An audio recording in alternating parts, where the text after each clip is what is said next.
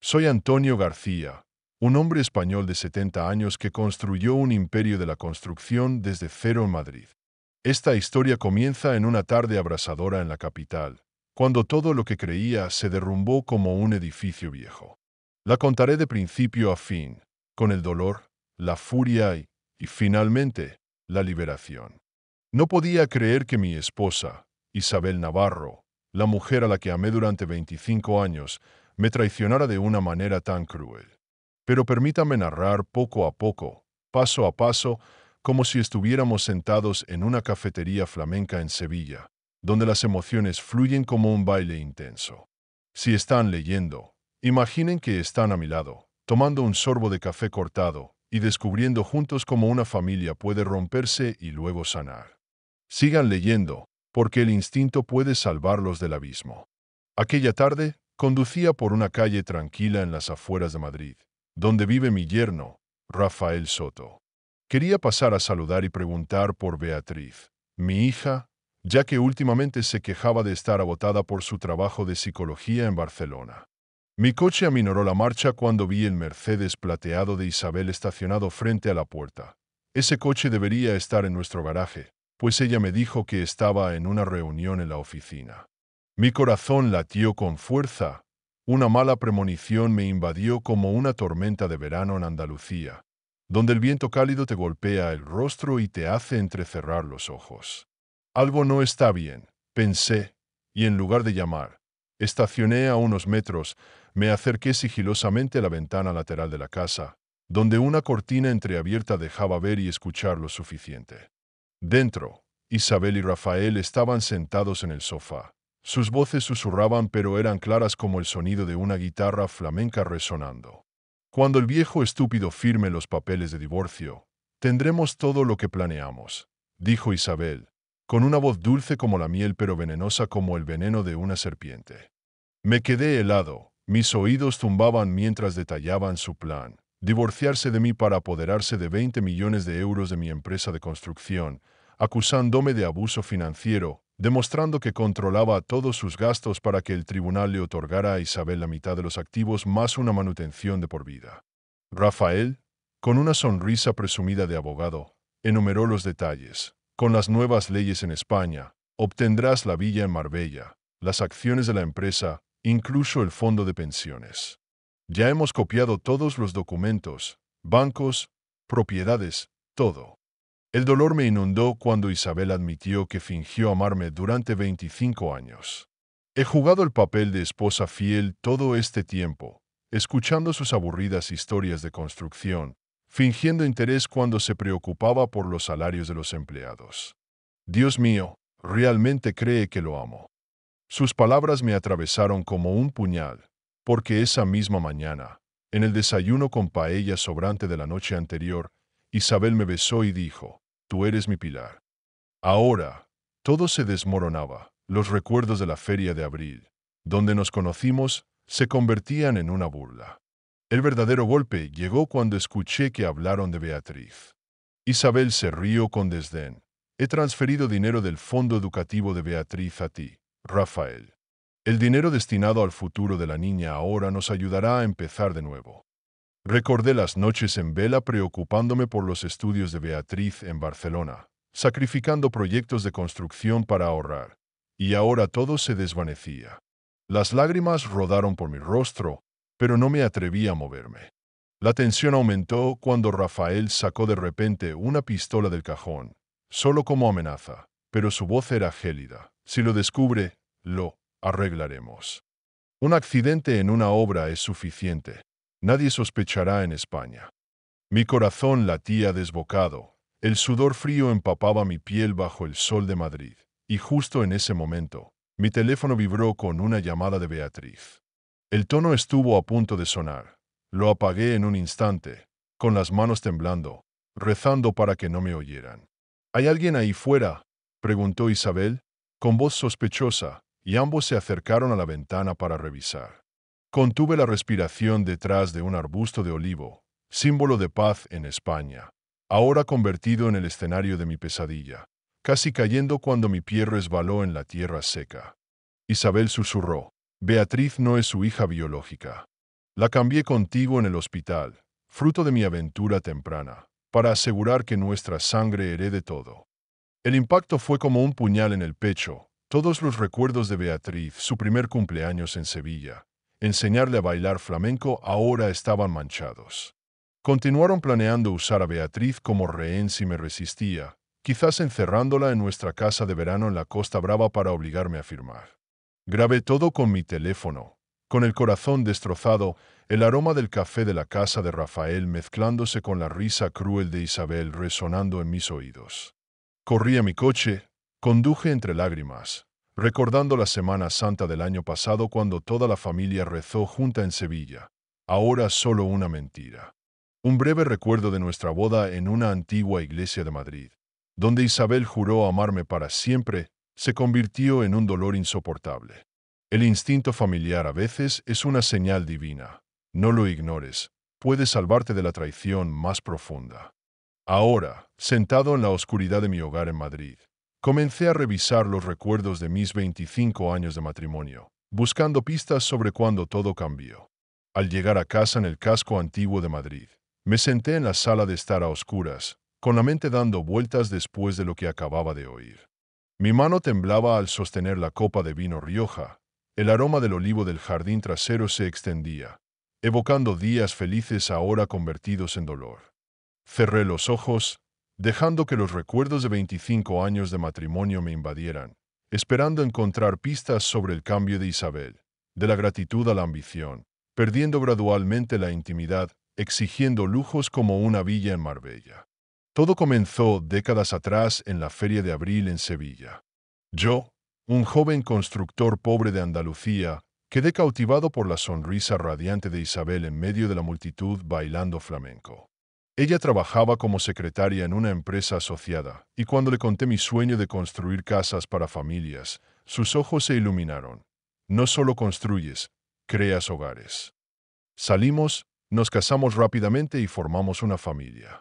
Cuando nació Beatriz, un angelito con el pelo rizado como su madre, la alegría nos desbordó.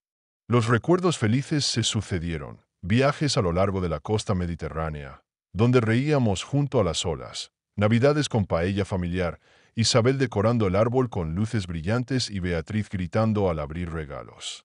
Trabajaba 16 horas al día para hacer crecer la empresa, e Isabel siempre estaba a mi lado, animándome. Tú eres el pilar de mí y de la niña. Pero la tragedia se filtró gradualmente.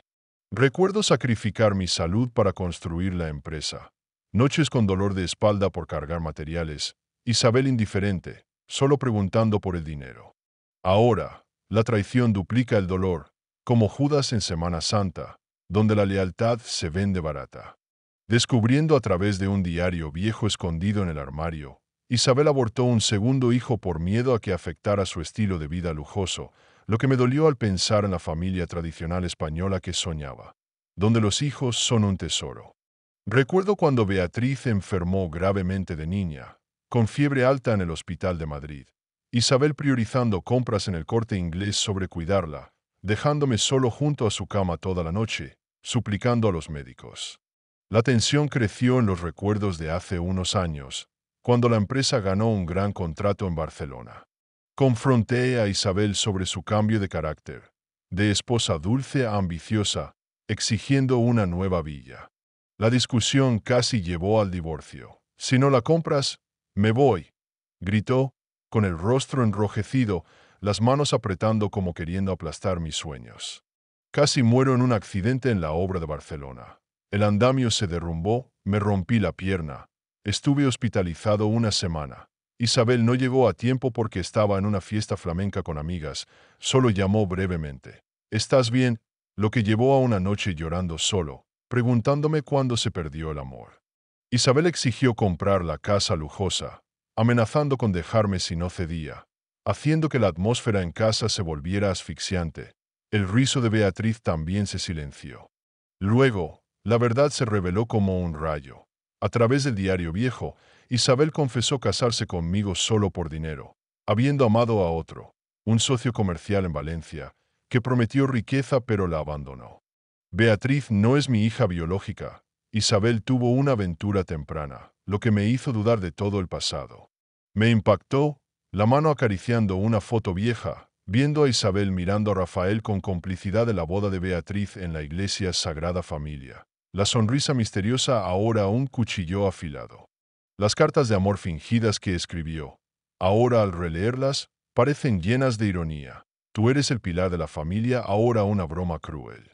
Recuerdos de viajes en la Costa del Sol. Isabel fingiendo felicidad junto al mar, pero llamando en secreto a Rafael todas las noches, escondida bajo el sonido de las olas, voz susurrante de cariño mientras me abrazaba para dormir.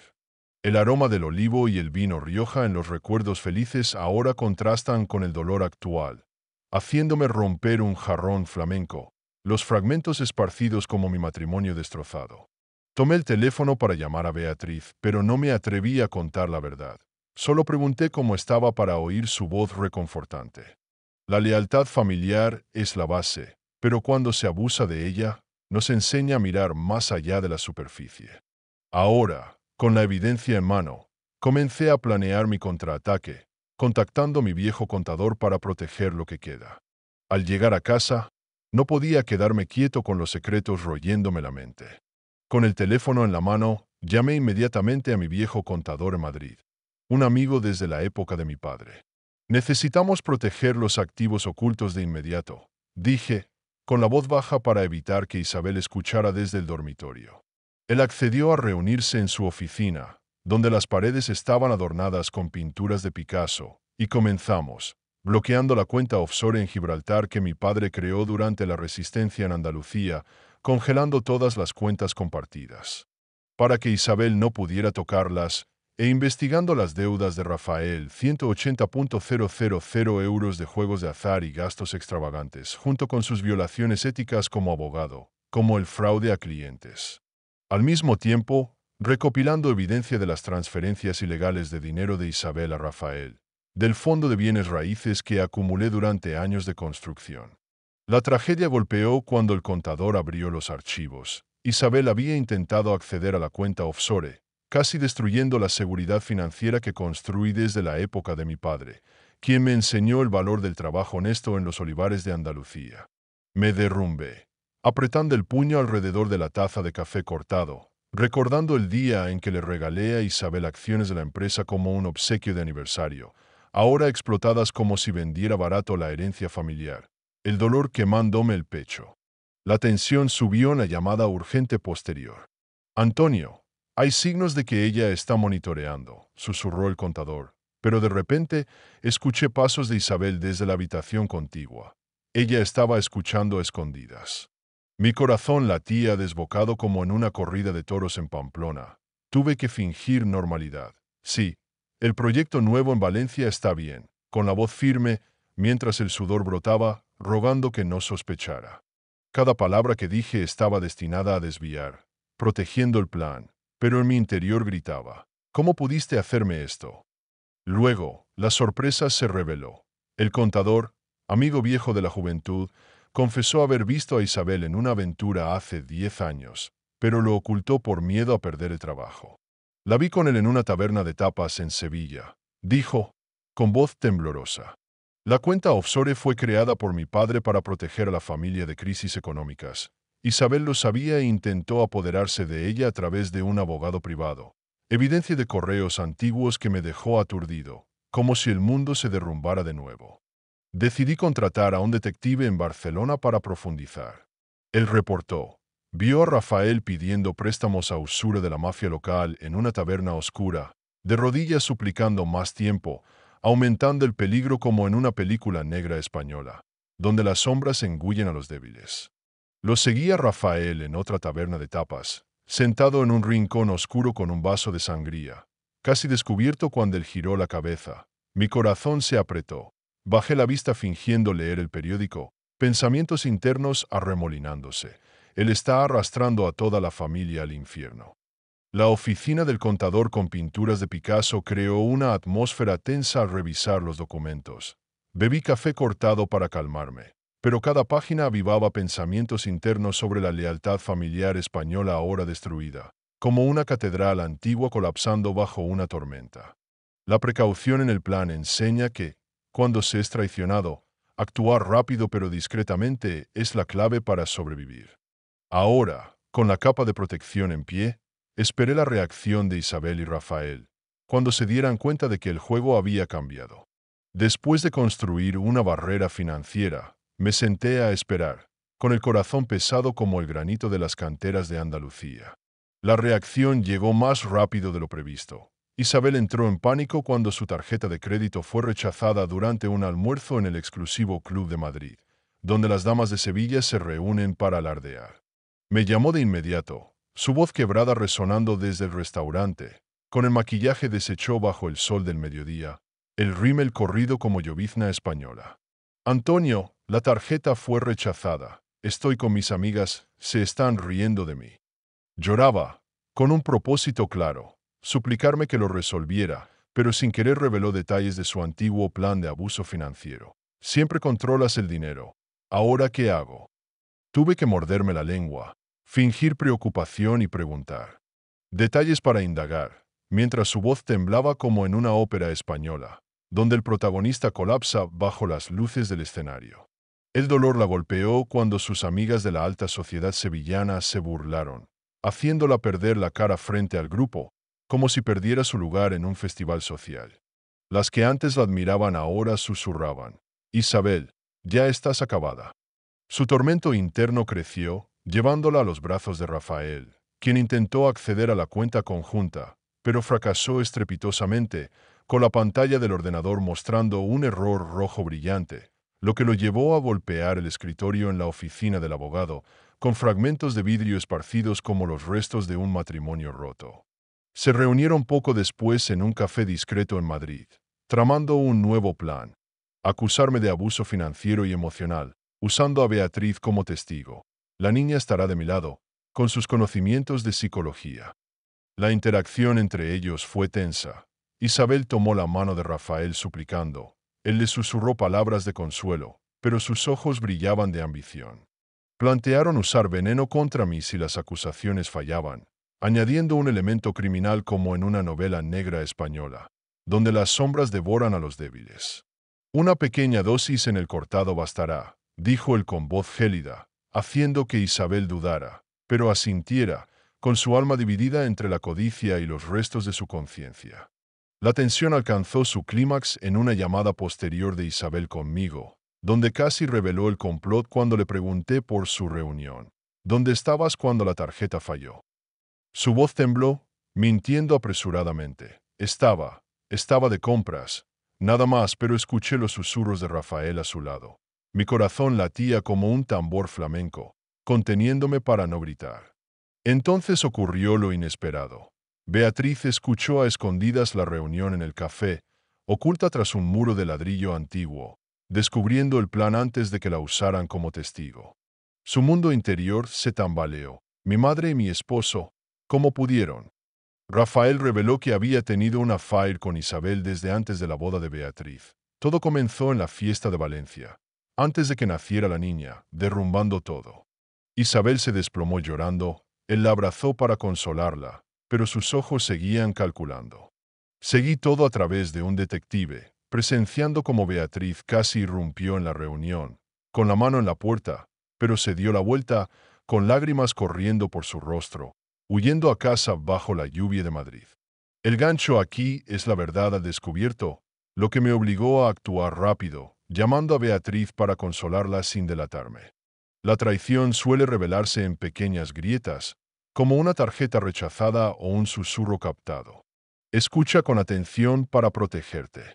Ahora, con Beatriz empezando a sospechar, la verdad comienza a desvelarse, llevando al momento en que mi hija me enfrentará.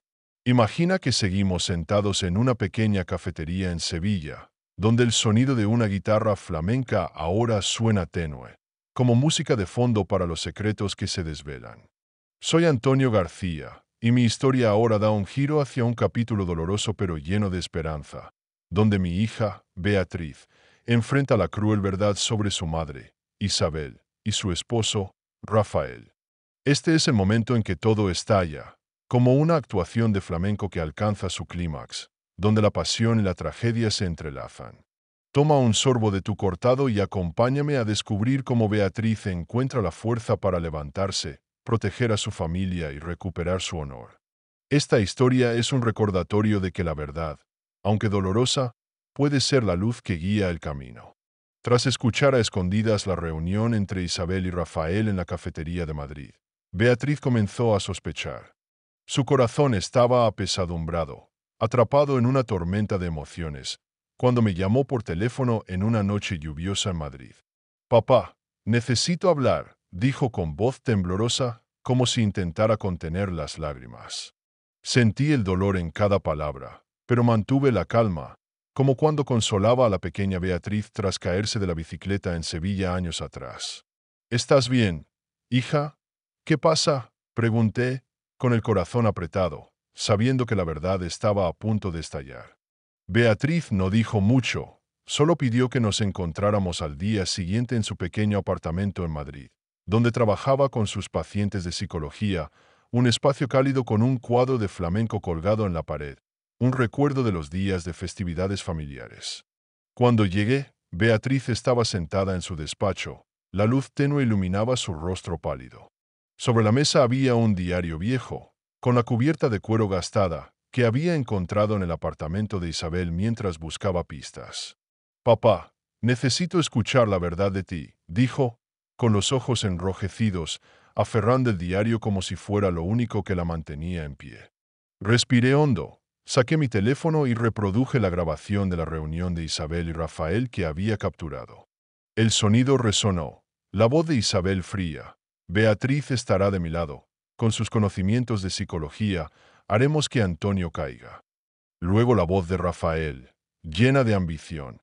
Todo comenzó en la fiesta de Valencia, antes de que naciera la niña. Beatriz permaneció inmóvil, con lágrimas corriendo por sus mejillas, pero no apartó la mirada. Escuchó cada palabra, como una psicóloga analizando a un paciente, pero esta vez, el paciente era su propia familia.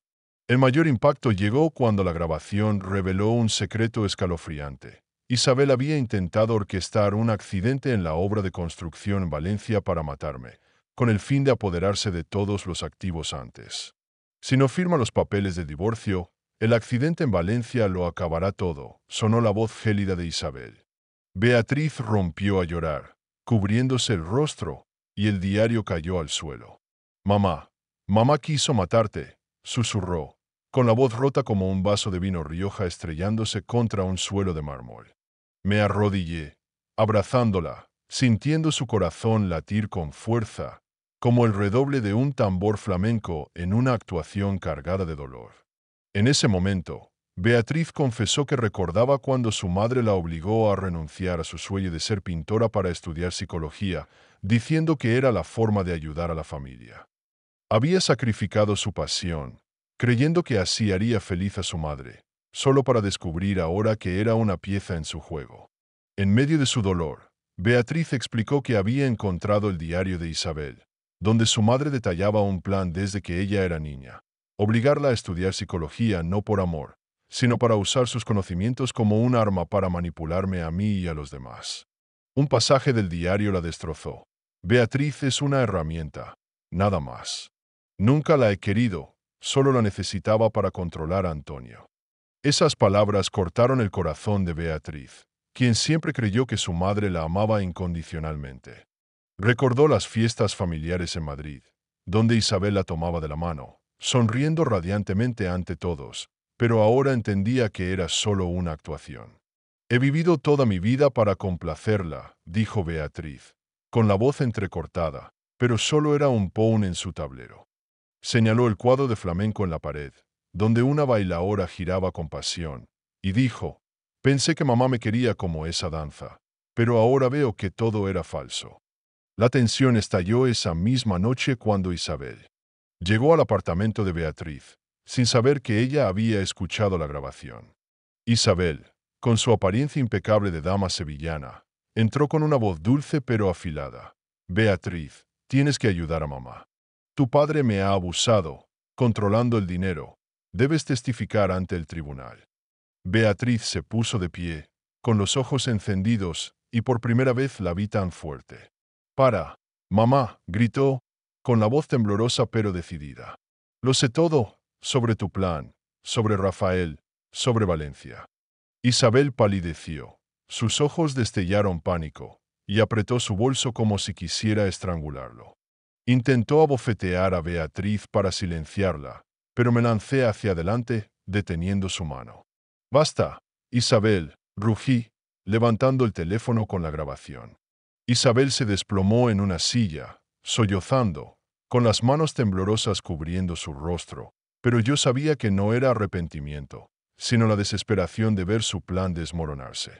En medio del caos, el teléfono de Beatriz sonó. Una llamada de Rafael. Su voz amenazó, baja y siniestra a través del altavoz. «Si no testificas, Beatriz, lo lamentarás. Debo 1 millón de euros a prestamistas y arrastraré a toda tu familia si es necesario». La amenaza revelaba la desesperación de Rafael, quien había apostado su fortuna y honor en el complot con Isabel. Beatriz, aunque las lágrimas aún rodaban, apretó los puños y respondió: «Ya has destruido suficiente, Rafael. Me divorciaré de ti y no dejaré que toques a mi padre». Colgó, me miró, con una mezcla de dolor y determinación en sus ojos. «Papá, estoy de tu lado». «Lo siento por no ver la verdad antes», dijo, abrazándome con fuerza, como cuando era niña en la feria de abril, bailando juntos bajo las luces del festival. «La verdad, aunque cruel, es la llama que ilumina el camino para salir de la oscuridad de la mentira.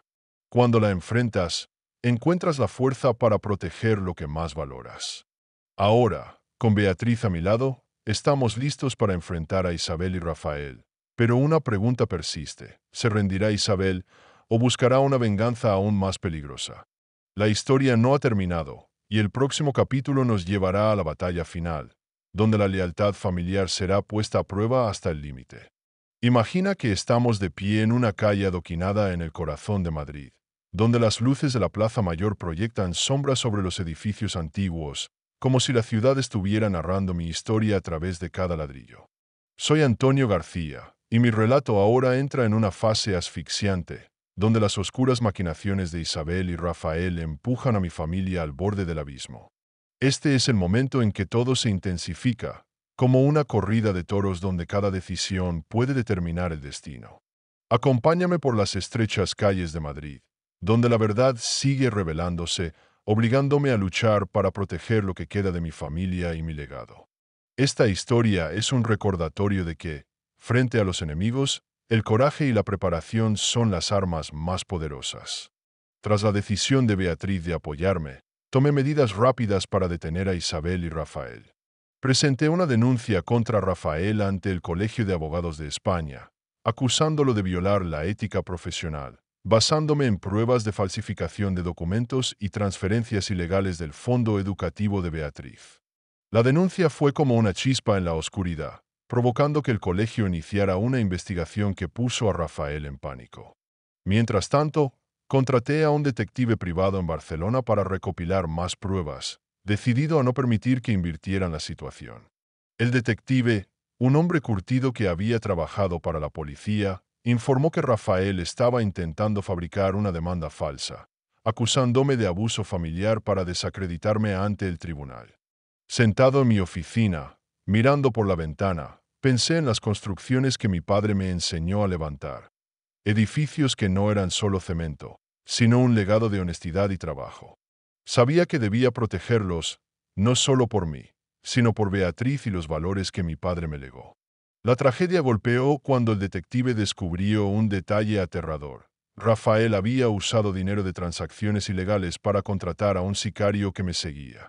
Una noche, mientras conducía por una calle estrecha de Madrid, un destello de faros apareció detrás de mí. Un coche negro siguiéndome de cerca. Mi corazón latía con fuerza. El sudor frío recorría mi piel al darme cuenta de que estaba siendo cazado. Aceleré, zigzagueando por callejones, con las luces de las tabernas de tapas pasando como destellos borrosos. Finalmente, escapé, pero el detective confirmó después que el sicario había sido pagado para provocar un accidente, un choque que podría haberme matado. Sentado en el coche, con las manos aún temblando en el volante, Recordé los días construyendo casas con mi padre en Andalucía, donde me enseñó que un hombre debe mantenerse firme ante cualquier tormenta.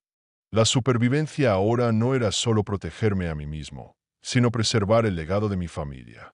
Mientras tanto, Isabel enfrentó el colapso de su posición social.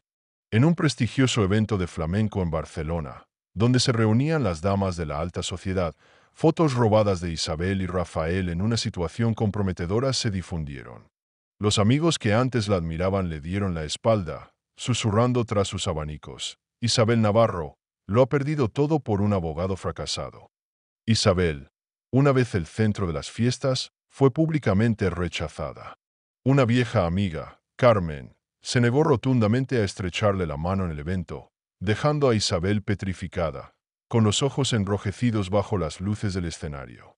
Más tarde, llamó a otra amiga, suplicando ser invitada a otra recepción, pero solo recibió un silencio gélido. Se escondió en un rincón, bebiendo una copa de vino Rioja hasta vaciarla, intentando olvidar la humillación, pero su mirada vacía revelaba que se hundía en la depresión.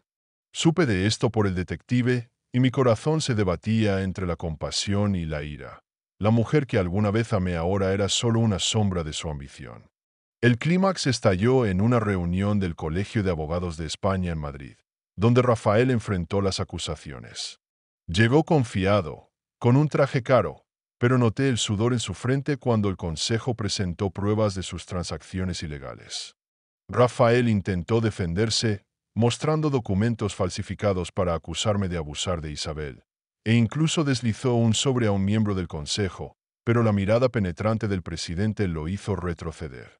Mi detective había enviado previamente un vídeo grabado a escondidas. Rafael e Isabel discutiendo en un bar oscuro de Barcelona sobre usar veneno para acabar conmigo si la demanda fracasaba. Solo una gota en su café, susurró Rafael, con una voz fría como en una película noir española. El consejo quedó atónito, y la policía fue llamada. Rafael estuvo a punto de ser arrestado en el acto, pero logró escabullirse, gritando a Isabel por teléfono: si este plan falla, me quitaré la vida, y tú no escaparás. Isabel, al otro lado de la línea, respondió con voz desesperada: no me abandones, Rafael, todavía tenemos una oportunidad. Su discusión fue como un duelo de espadas, cada palabra un golpe, revelando las grietas en su alianza. En medio del caos, el detective me llamó, revelando un secreto que me dejó helado. Isabel había tenido una affair con un socio comercial mío, Miguel Torres, hace 10 años. Esta relación no solo fue una traición personal, sino que causó pérdidas de millones de euros a mi empresa, ya que Miguel manipuló contratos para beneficiarse. El detective me mostró correos antiguos entre Isabel y Miguel, donde ella prometía compartir las ganancias de la empresa si él la ayudaba a controlarme. Sentado en mi oficina, con la luz de la lámpara iluminando los papeles, sentí que el suelo bajo mis pies se desmoronaba.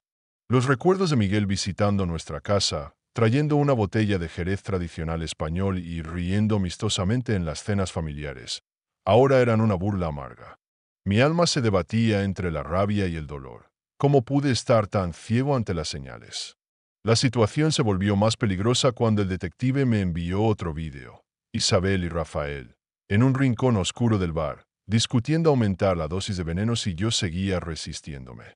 Es demasiado obstinado, dijo Isabel, con voz temblorosa pero decidida, apretando su copa de vino como si quisiera aplastarla. Si perdemos el caso, no nos quedará nada que perder. Sentí la amenaza como una daga en la garganta, pero también una llama ardiendo en mi interior, la determinación de proteger a Beatriz y lo que había construido. Llamé a Beatriz, contándole sobre el peligro del sicario y el plan de envenenamiento, pero solo lo suficiente para no asustarla. Papá, tenemos que detenerlos, dijo ella, con voz firme, como una guerrera lista para la batalla. Cuando enfrentas la traición, el coraje y la preparación son la clave para sobrevivir. No dejes que el dolor nuble tu razón. Actúa con claridad para proteger lo que más valoras. Ahora, con pruebas acumuladas e Isabel y Rafael cada vez más desesperados, la batalla final se acerca. ¿Podrán Beatriz y yo detener sus planes antes de que sea demasiado tarde, o nos espera una tragedia mayor? La historia no ha terminado, y el próximo capítulo será el enfrentamiento final, donde todo está en juego. Imagina que estamos caminando por las calles empedradas de Madrid al amanecer, con el aroma del pan recién horneado flotando desde una panadería cercana, mientras el sol ilumina la majestuosa Catedral de la Almudena. Soy Antonio García, y mi historia ahora llega a su culminación. Un capítulo donde la verdad finalmente se impone en un tribunal, pero no sin un costo emocional. Este es el momento en que los fragmentos rotos de mi familia enfrentan el juicio final, como una procesión de Semana Santa que combina solemnidad y redención. Acompáñame a través de este día decisivo en Madrid, donde la justicia, el perdón y la reconstrucción de lazos familiares se entrelazan. Esta historia es un recordatorio de que, incluso en medio de la traición, el perdón puede ser el camino hacia la sanación. El juicio en Madrid fue un torbellino de emociones.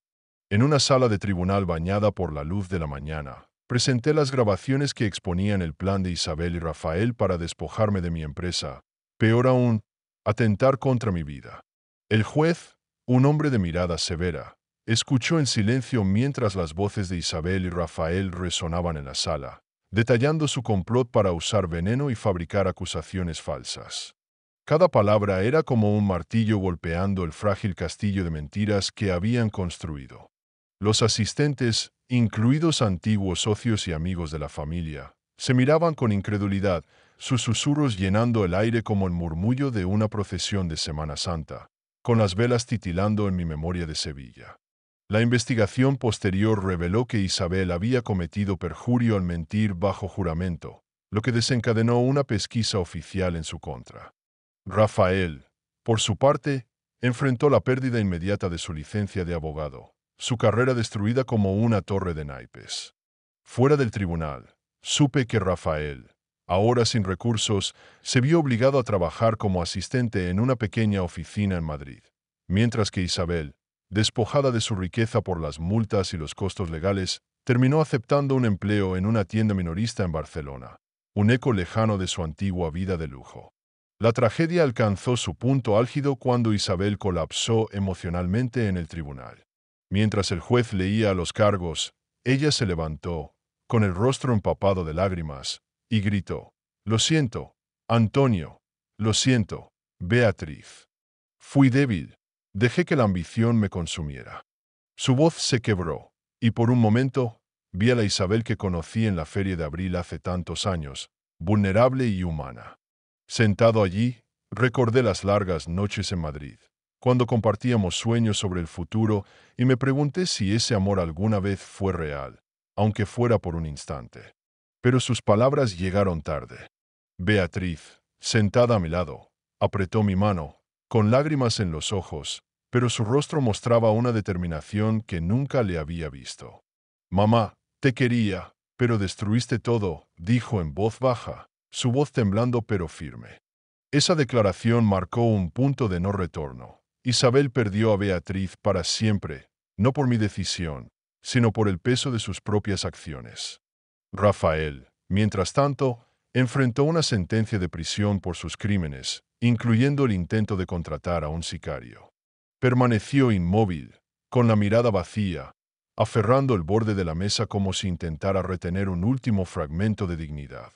En la cárcel, supe por el detective que su familia lo había repudiado, dejándolo solo con su arrepentimiento tardío. En una carta confiscada, Rafael escribió: «Traicioné a todos por nada», un lamento que resonaba con la soledad de su nueva realidad. El clímax llegó en un momento caótico del juicio. Cuando el juez anunció la sentencia de Rafael, Isabel se desplomó en su silla, sollozando incontrolablemente, rogando perdón frente a todos. Beatriz, con el corazón dividido, se acercó a ella, sus ojos llenos de dolor pero también de compasión.